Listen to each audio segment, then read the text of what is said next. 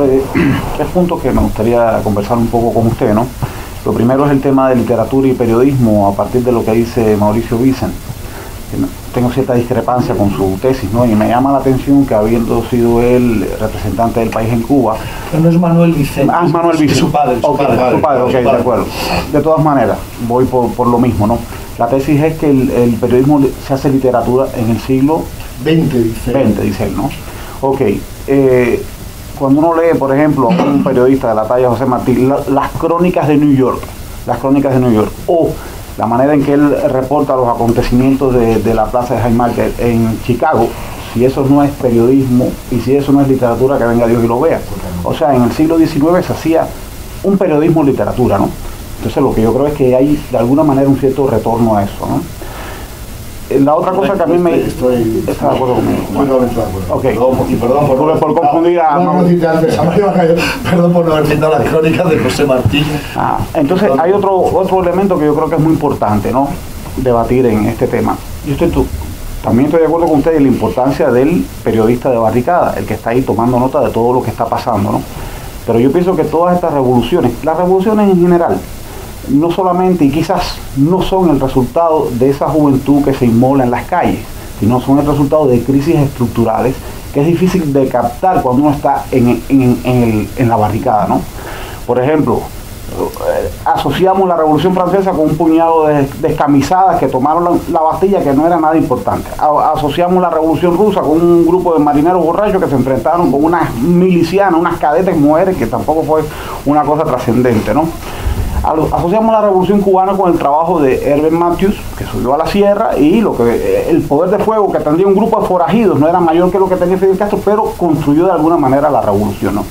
Entonces, a mí me parece, y quisiera que usted abundara sobre eso o cuestionara mi hipótesis, que lo que está pasando en el Magreb es que un modelo de contención del islamismo se ha agotado, el modelo autoritario, que es lo mismo que pasaba en la España de Franco. O sea, ¿qué generaba Franco?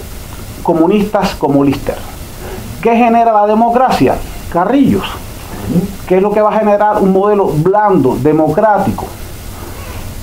Menos fuerza para Al-Qaeda y los islamistas, que se apoyan en la opresión generalizada de todo el mundo para atraer a su gente, ¿no? Entonces, lo que yo creo que está pasando realmente es una crisis estructural apoyada desde afuera, no solamente porque el sistema está en crisis, sino desde afuera. Y lo que sería muy interesante investigar cómo se da eso, porque no se puede concebir la Revolución Francesa sin los ingleses, la guerra de independencia latinoamericana contra España sin los ingleses, por ejemplo. El factor externo siempre está presente, ¿no? Entonces le digo, es importantísimo la presencia del periodista en la barricada, precisamente para cuestionar los paradigmas establecidos, para darnos datos que nos digan que esto no es la historia, el relato de siempre, ¿no? Pero es importante, creo yo, también el analista, el que es también periodista, que engarza todos los hilos y descubre esa crisis estructural, ¿no? Por ejemplo, si ahora de pronto entra una mujer dando gritos aquí diciendo que los hombres de Gaddafi la violaron, bueno, todos vamos a pensar que Gaddafi es un monstruo, es seguro que lo es, pero vamos a estar bajo eso que llamaban los griegos la opinión. Entonces, el otro elemento que también es periodístico, me parece que es muy importante y quisiera que usted hablara de ese tema, ¿no? Tienes toda la razón, lo que pasa es que no es periodístico, pero ya casi lo que apuntas ya que empieza a ser parte del trabajo del historiador o del sociólogo, pero es verdad. O sea, los periodistas trabajamos con materiales primeros, no pero materiales, y materiales que tienen que ser evidentes, o relativamente evidentes, ¿no? Vamos a hacer investigación, pero en fin, hasta cierto punto, no tenemos acceso a archivos ultrasecretos, bueno, lo de Wikipedia ni siquiera son archivos ultrasecretos, pues una parte. Entonces, en estos 3 meses hemos accedido a las declaraciones de los protagonistas de las revueltas. Ellos decían, lo que ellos contaban, de qué ideas les inspiraban, cómo se habían organizado, a las reacciones de los regímenes, y hemos visto cómo estaba la situación sociológica, lo que decía antes, lo de la juventud, y ya no vamos más. Lo que tú dices que es verdad, pero eso casi, eso es un trabajo ya, ahí tiene que entrar el economista que nos diga cuál es la situación económica de todos y cada uno de esos países y la área en su conjunto en este momento. El sociólogo que nos hable, algunas pistas nos han dado de los cambios generacionales y de las tendencias demográficas, etcétera, etcétera. Y al final casi será el historiador, ¿no? Porque no podemos analizar ahora la Revolución Cubana o la Revolución Francesa o la Revolución Americana como fenómenos estructurales, ¿no? Pero tú ponte en el papel de, no, si hubiera existido en aquella época corresponsales, ¿no? Hubiera habido un corresponsal el 14 de julio del 14 de juillet, lo que habría contado es, aquí hay gente que se ha levantado y que han ido unos descamisados, y que han ido y que han quemado la Bastilla. Qué tremenda cosa, ¿no? Y de hecho lo fue simbólicamente, ¿no? Y no habría podido ir más allá y haber dicho, bueno, a lo largo de todo esto es la situación de emergencia de una burguesía que ha ido desarrollándose a lo largo de todo el siglo XVIII, a partir del comercio, el nacimiento de una industria, etc. Esto el periodista así del momento corresponsal no lo hubiera hecho, pero en fin, nosotros lo sabemos hoy en día, ¿no? Pues otro día pues ya forma parte del trabajo. Hombre, cuando se dice esto de que el periodismo, a veces se dice un poco evidentemente, el periodismo tal, la historia, lo que será el futuro, la historia, yo a veces digo que son notas, apuntes, borradores de lo que sea la historia, pero tienen que aportar muchos otros sectores, más información, más documentación, más, pues damos notas, ¿no?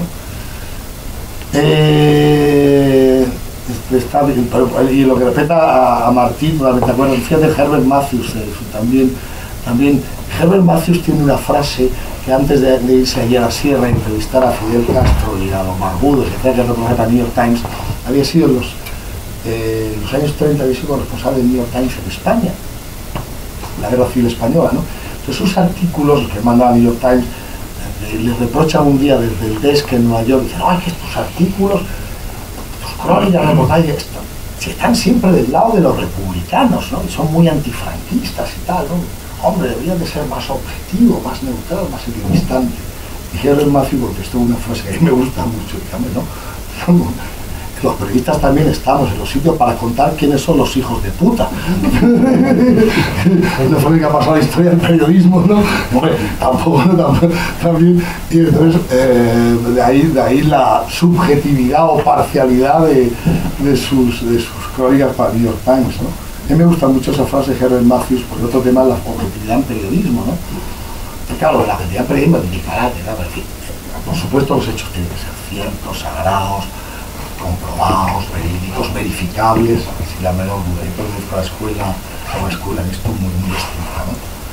Pero los puntos de vista, las interpretaciones, las lecturas, los enfoques, eso pertenece al periodista. En los géneros de crónica y reportaje, ¿no? El género de noticia pura y dura, la agencia no. Y los periodistas, pretender que no tenemos corazón ni cerebro es como un insulto, ¿no? O sea, estos son las grabadoras, las cámaras, ¿no? Las cámaras, ¿no? Y los periodistas tenemos corazón y cerebro, es decir, tenemos sentimientos y tenemos ideas, ¿no? Ideas políticas, sociales, etc.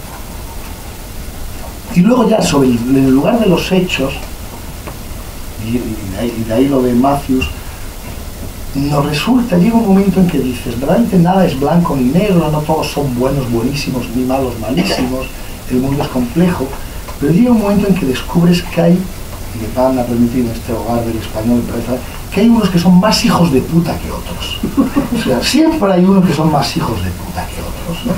O sea, que esto de la... Entonces, normalmente el periodista tiene tendencia a ponerse con el lado del que es menos y denunciar al que lo es más que a lo de Herbert Matthews. Y yo toda mi experiencia, pues vamos, Dios mío, yo estuve cubriendo Bosnia, el Sarajevo asediado en los 90, ¿no? Sí, los serbios, los bosnios, la complejidad, los Balcanes, me decían, todas estas cosas. Sí, yo estaba allí en Sarajevo y veía que había unos más hijos de puta que otros, ¿no? Que en este caso los que estaban en Sarajevo sufriendo las bombas y tal, eran los menos hijos de puta. Y mis crónicas tomaban el partido de los de Sarajevo asediados, ¿no? Para que hubiera en aquella época ya entonces una intervención para romper el cerco, ¿no? Bueno, pues lo vamos a tener que dejar aquí. Yo pensaba que lo de hijo de puta iba a ir en disminución, pero veo que va en aumento.